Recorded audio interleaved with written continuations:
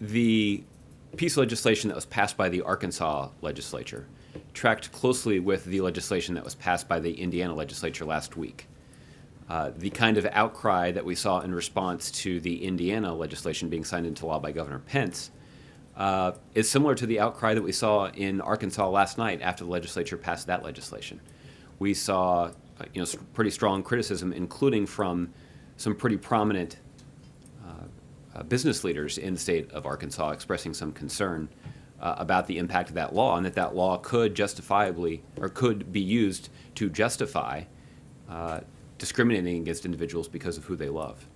And that certainly is not consistent with the values that the vast majority of Americans subscribe to. And I think Governor Hutchinson is obviously responding to that outcry. In the mind of the president, the thought that we would have state legislatures in the 21st century in the United States of America passing laws that would use religion to try to justify discriminating against people because of who they love is unthinkable. And that's why I think that you've seen an outcry, again, not just from Democrats. This hasn't been a partisan or even a particularly political dispute.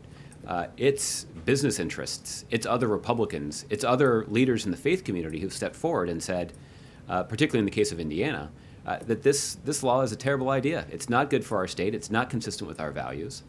I think that outcry is what has prompted Governor Pence to reevaluate the wisdom of signing this bill into law, something he did just a few days ago.